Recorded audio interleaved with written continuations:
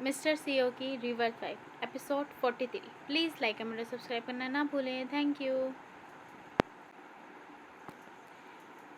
Car की speed की वजह से वे बहुत जल्दी निकल गई थी। अभी भी वे ज़मीन से 400 से 500 मीटर दूर थे। अगस्त्य राजपूत के सहारे आगे की ओर झुके रहने के दौरान नायरा ने अपने हाथों को चप्पू की तरह इस्तेमाल कर आगे बढ़ाने के लिए बहुत अधिक प्रयास किया ताकि अगस्त्य राजपूत पर अधिक बोझ ना पड़े। तल को छोड़ने के बाद भी आंचल जिंदाल ने अभी तक नायरा को कसकर पकड़ रखा था। चाहे कुछ भी हो, वो उसे छोड़ने से इनकार कर रही थी। लगभग वहां पहुंच गए। नायरा ने देखा कि किनारा करीब आ गया था। अभी भी तैरने में सक्षम है। ये देखते हुए कि उनका लक्ष्य निकट था, अगस्त्य राजपूत की आवाज़ अब उतनी भारी नहीं थी। नायरा ने अपना सिर हिलाया। हाँ, मैं हूँ। उन्होंने उसके चेहरे पर एक टक देखा। उनकी आंखों में कुछ एक्सप्रेशन उभर आए। उनकी धीमी ठोस आवाज़ में प्रशंसा थी, जिसका पता लगाना कुछ मुश्किल था। तुम्हारी फिटनेस के आधार पर तुम्हारे तैरने की क्षमता को प्रभावशाली माना जा सकता है। तुम्हारे पास वास्तव में अभी भी तैरने की ऊर्जा है। नायरा ने निकटवर्ती किनारे को देखा और उसके इमोशंस शांत हो गए। मुझे उस तट तक पहुंचना है। मुझे जाने दो। मैं अपने आप को वहां तक तैर सकती हूँ। तभी अगस्त्य राजपूत ने उसे छोड़ दिया। कुछ ही मिनटों बाद जैसे ही वे ज़मीन पर चढ़ने वाली थी, उसने लगभग महसूस किया कि जिस रेत पर उसने कदम रखा था वह बहुत नरम थी। अगस्त्य राजपूत, जो पूरे समय उसके साथ थे, आगे बढ़े और उसे पकड़ लिया जब वे गिरने वाली थी। वे आखिरकार ज़मीन पर आ गए थे। नायरा के पास अब कोई ताकत नहीं थी, इसलिए अगस्त्य राजपूत ने उसका सहयोग किया। ये अब रात हो चुकी थी। नायरा का शरीर सिर से पैर तक कांप रहा था। फिर भी वे अपने पर्स को कसकर पकड़ना नहीं भूली। उसके दांत किटकिटाने से नहीं रुक रहे थे। दादाजी के लिए जो शतरंज रिकॉर्ड के दस्तावेज हैं, वे अभी भी मेरे बैग में हैं। मेरा ये बैग वाटर प्रूफ माना जाता है और फ़ोन भी बैग के अंदर है। मैं निश्चित नहीं हूँ कि इसमें पानी ने प्रवेश किया है या नहीं। तुम ऐसे समय में भी शतरंज रिकॉर्ड के बारे में चिंतित हो? अगस्त्य राजपूत ने अपनी भौहों को उठाया, जो कि भीगने के बावजूद भी सुंदर दिख रही थी, और फिर उसके भीगे हुए शरीर पर नज़र डाली। नायरा ने थोड़ा असहज महसूस किया। उसका चेहरा पहले से ही पीला पड़ चुका था और उसे उस हद तक ठंड लग रही थी जहाँ वह अब अच्छी तरह से बोल भी नहीं पा रही थी। ये वह है जो आपने मेरे लिए जीता है और ये दादाजी को पसंद है। नदी के किनारे विंटर्स की रात में जब वे बातें कर रहे थे तो उनकी सांसें धुंधली सफ़ेद दिखाई देती थी। इससे दिख रहा था कि वास्तव में यहाँ कितनी ठंड थी। विंटर्स की रात की तुलना में उनकी निगाहें बहुत गर्म थी। उनकी शांत और आकर्षक आंखों में उसके लिए कोमलता दिख रही थी। उन्होंने अपने हाथ को आगे बढ़ाया और धीरे से उसके चेहरे पर चिपके हुए गीले बालों को एक तरफ धकेल दिया। चलो, पहले इस जगह से चलें। ठीक है। नायरा ने कांपते हुए सिर हिलाया। रात के आसमान के नीचे उसकी आंखें सितारों की तरह चमक रही थी। आंचल जिंदाल उनके पीछे ही थी। ज़मीन पर गिरने के बाद उसने बेतहासा सांसें ली। वे ना बोल सकती थी, ना ही हिल-डुल सकती थी, क्योंकि उसने नदी से बाहर आने के लिए उनका पीछा किया था। अब जब वे आराम कर चुकी थी, तो वे अपने आप वापस जाने का रास्ता ढूंढ सकती थी। ज़मीन पर वापस चढ़ने के बाद शुरू से अंत तक अगस्त्य राजपूत ने उसकी ओर देखा तक नहीं। उसका हाल चाल पूछें, ये तो बहुत बड़ी बात होगी। आंचल जिंदाल ने उसके नीचे की रेत को कठोर रूप से अपने हाथ में पकड़ा।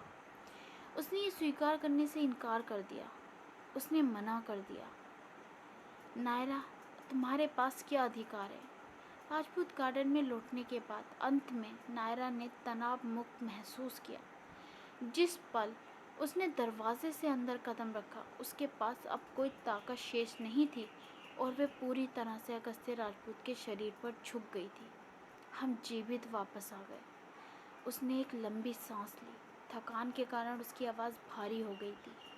आज वह अगस्त्य राजपूत की तेज सोच और उनके कार्यों के वजह से ही इस खतरनाक स्थिति से बच पाई है, नहीं तो उसका पूरा जीवन आज वहीं समाप्त हो जाता। अगस्त्य राजपूत ने उसके अस्थिर शरीर को पकड़ा हुआ था। क्या अभी सब ठीक है? नायरा ने अपने सिर को उनके सीने में छिपा दिया और उनके कपड़ों के माध्यम से उनके दिल के धड़कन को सुन रही थी। यदि वे खुद पर नियंत्रण नहीं रखती तो उसके आंसू गिर जाते। उसने सिसकियां लेते हुए इमोशंस की उन लहरों का विरोध किया जो मौत से बचने के बाद उसे डरा कर रही थी। यद्यपि उसके भावात्मक परिवर्तनों को ध्यान में रखते हुए अगस्त्य राजपूत ने उसकी पीठ को आराम से थपथपाया। उसकी धीमी कर्कश आवाज़ ने उसके कानों के पास आकर कहा, अंत में तुमको याद आया कि कैसे डरना चाहिए। पहले नदी में तुम बहुत साहसी लग रही थी, ऐसी अद्भुत श्रीमती राजपूत, फिर भी जिस क्षण तुम घर पहुंची तुम रोने लगी हो। उसके कहने का अर्थ ये था कि जिस ठोस चेहरे को उन्होंने रखने की आज पूरी कोशिश की, वे तुरंत घर पहुंचने ही ढह गया। मैं नायरा के शब्द उसके गले में ही घुट गए। उसने उन्हें देखने के लिए अपना सिर उठाया। क्या मैं भावुक नहीं हो सकती? उसके बर्फ के से ठंडे चेहरे पर चुटकी काटते हुए वे धीरे से हंसे। बधाई हो मिसेस राजपूत, सफलतापूर्वक एक आपदा से बचने के लिए ये सेलिब्रेट करने योग्य है। नायरा सिसकियां भर रही थी और अभी भी बोलना चाहती थी। फिर भी अगस्त्य राजपूत ने सीधे आंटी नीना को बुलाया, उसे गर्म पानी से स्नान कराने और उसके कपड़े बदलवाने के लिए ले जाए। आंटी नीना स्थिति के बारे में पूछना चाहती थी और जानना चाहती थी कि वे दोनों भीग हुए क्यों थे, लेकिन नायरा का पीला चेहरा देखकर वे डर गई और इन बातों के लिए कोई समय बर्बाद नहीं करना चाहती थी। वे नायरा को कमरे में वापस लाने के लिए जल्दी से दौड़ कर गई। जैसे ही वे सीढ़ियों से ऊपर जा रहे थे, नायरा दरवाजे के पास खड़े आदमी को पीछे मुड़कर देखने से खुद को रोक नहीं सकी। अगस्त्य राजपूत, जो आमतौर पर साफ सुथरे रहते थे, वो भी भीग गए थे। उनकी कमीज़ और जैकेट उनके शरीर पर चिपकी हुई थी। हालांकि जितना वे थकी हुई थी, वे उतना ही थके हुए दिखने के बावजूद भी उनका आकर्षण बिल्कुल कम नहीं दिख रहा था।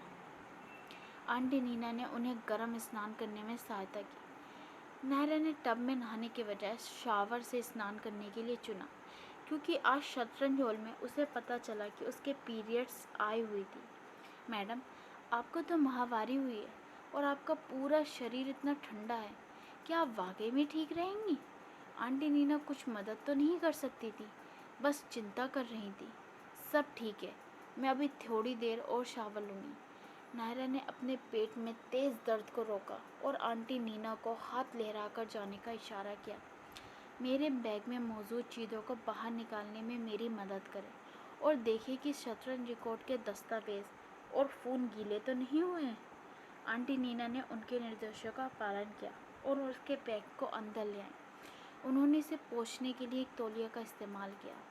फ़ोन और आपके द्वारा बताए गए शतरंज रिकॉर्ड के दस्तावेज सूखे हैं, लेकिन बाकी सब कुछ भीग गया है। ये सुनकर नायरा तुरंत टेंशन फ्री हो गई। अच्छी बात है। ये देखकर कि नायरा के पास देने के लिए कोई और आदेश नहीं था, आंटी नीना रसोई में उसके लिए भूरी शक्कर का पानी बनाने गई। नायरा वास्तव में लंबे समय तक स्नान कर रही थी। ये केवल तब था जब अगस्त्य राजपूत स्नान करके कपड़े बदल कर आए थे, तभी वे धीरे से बाहर आ गई। बहुत देर तक ठंडे पानी में भीगने के कारण उसके पेट में असहनीय दर्द का अनुभव हो रहा था। बहुत देर तक गर्म पानी में स्नान करने के बाद उसका चेहरा अंततः पीला नहीं था और कुछ लालिमा आ गई थी। तुम्हारा नहाना हो गया? नायरा ने अगस्त्य राजपूत को देखा। हाँ, यहाँ। उन्होंने उसे धीरे से बुलाया। अगस्त्य राजपूत ने देखा कि वे थोड़ा नाजुक और लाल दिखाई दे रही थी। नायरा ने अनजाने में आज्ञा का पालन किया।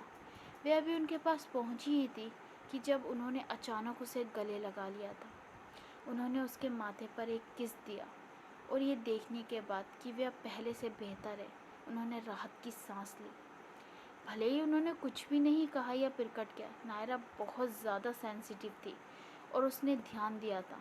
सबसे अधिक संभावना है कि आज जैसी स्थिति उसके लिए ही थी। ये कौन हो सकता था? कपूर परिवार? या हो सकता है कि जिंदाल परिवार के कोई अन्य दुश्मन थे। उसके पिछले जीवन में जिंदाल परिवार के दिवालिया हो जाने के बाद बहुत से लोग जिंदाल परिवार से नाखुश थे जो उसकी तलाश में आए थे। उसके पिछले जीवन के बाद नायरन के लिए अब इस तरह की घटनाएं कुछ नई या अलग नहीं थी। हालांकि आज की इस घटना से वास्तव में उसके जीवन का लक्ष्य उसकी ज़िंदगी पर वार किया गया था। कल सुबह तक पर्दे के पीछे का उकसाने वाला यानी आज की घटना का मास्टरमाइंड निश्चित रूप से मिल जाएगा। उन्होंने उसके कान के पास फुसफुसाते हुए कहा, ज़्यादा चिंता मत करो, मैं सब कुछ संभाल लूँगा। नायरा एक पल के लिए शांत हो गई। तो आप पहले से ही जानते हैं कि ये सब किसने किया था? अगस्त्य राजपूत कुछ नहीं बोले। उन्होंने धीरे से उसके चेहरे को छुआ, जो बाथरूम में निकलने के कुछ मिनट बाद धीरे धीरे पीला हो गया था। जितना अधिक वो उसे छू रहे थे, उतना ही उन्हें लग रहा था कि उसका चेहरा ठंडा हो रहा है। उन्होंने सीधे उसे उठा लिया और उसे कंबल में लपेट दिया। हाय, काश कोई अगस्त्य जैसा मेरे लिए भी होता। हाउ रोमांटिक ना। Bye bye friends.